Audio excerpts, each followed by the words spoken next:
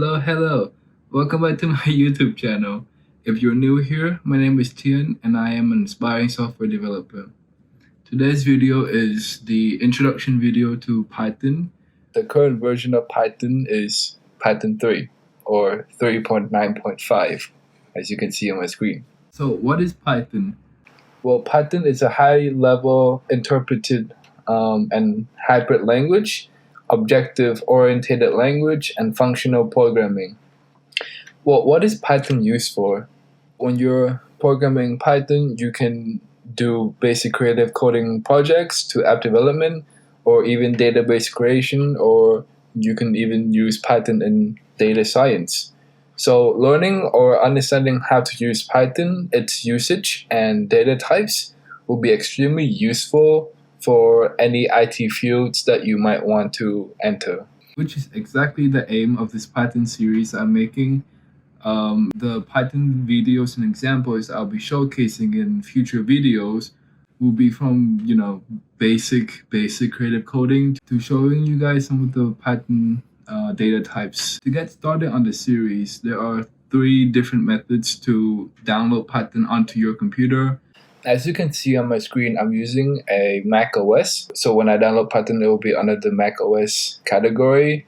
There are also other downloads for other operating systems like Windows. So when you download Python, you would go to python.org and you would click onto the latest download button, which is right here. Once you're on this page, you would be able to see a series of different operating systems that Python 3.9.5 is currently available, and you'll be able to download it in accordance to your operating system. I have already downloaded before this video, and when you downloaded Python for the first time, you'll be able to get access to this basic idle Python editor, where you are able to do simple Python programs like addition, or even creating your first Python variable. Like, for example, if it's c equals 2 plus 2, you print c before. Also, on the Mac OS operating system, you will be able to have the terminal here. And because you downloaded Python 3 or 3 and above, you enter this command line and you will be able to have your own Python downloaded version in your terminal. And pretty much you can do the same thing on your idle within your terminal. Should you ever get stuck on what Python programs or commands to run in, you can always type in the command help, and you'll be able to get a list of available modules, keywords, symbols, or topics that could be able to help you into figuring things out. Also, one thing to note is when you're on the python.org website, you have a series of different Python documentation where you're able to understand how to use Python and use it effectively. So you have different guides for different advanced level. So if you're a beginner, you'll be able to get access to the beginner's guide and so on with the moderate, advanced. Weighing on my skills level, I would probably say I'm at the moderate or even the beginner, actually. Even though I am creating a Python series and other programming language series, I guarantee you not every single developer out there or programmer out there will know everything there is to know about a language. Even for a markup language like HTML, I myself don't know everything there is to know about HTML. So yeah, just putting it out there. Also, should you ever want to test your programs on an online compiler, I would highly recommend using this compiler. It pretty much works the way you would think it would work, where you have a main.py, which is the file extension for Python, and you have the shell here, and then if you ever want your program to run, you just press run, and there you go. You can always clear it.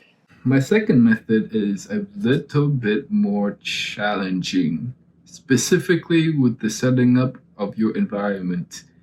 I'm not going to go through setting up the environment for this one, but If anyone out there wants to know how to set up the environment, let me know in the comment down below, and maybe I could make a video about it.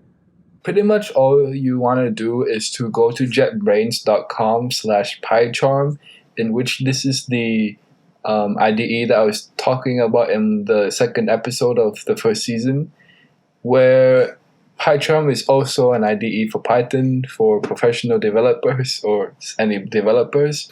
And when you press download, you will be able to have two options, community or professional. When I was going through my university course for Python, I selected the community, and almost all of my peers also selected the community. The difference between the two is for the professional IDE, you would have to pay a subscription fee. There's not much of a difference except for they have HTML, JS, and SQL support. But for the community, if you're just developing Python or pure Python, then community would be your go-to. This is what it looks like after I've set up the environment for Pycharm. Like I said earlier, should you ever want to have an introduction video on how to set up the environment and everything, let me know in the comments down below, and I could probably make a video about it. But the way Pycharm works is that you would right-click on your Python file, and then you would run your Python file, and you would have your program run down here. Now to close, your running program, unless if you accidentally have a program where your while condition exceed a certain limit and your program still runs, you can always click the stop button right here for it to stop, or after you finish running your program successfully, you can click the clear all button here and just close it. Yeah. The third method is to use Visual Studio Code. For Visual Studio Code, you can always go to the extension and get the Python extension here, and you will be able to create Python files and programs and run it on VS Code, which I think is pretty neat. But like I said in my IDE video, I would rather have two different IDEs for different programming languages, in which, should I ever make another series on a different programming language, I would even have a further logical photo structure for the different series and have the different programming languages in there. Now, in regards to the different methods I've just recommended, I've used all three of them, and I would prefer the second method. But yeah, I know that was a very quick introduction to Python video. I hope you guys learned a thing or two and enjoyed it. The next video would be on the Ionic app introduction video, where I would talk about a certain development stack for the Ionic apps. If you guys have any questions, ask me down in the comment section down below, and I'll be happy to answer it.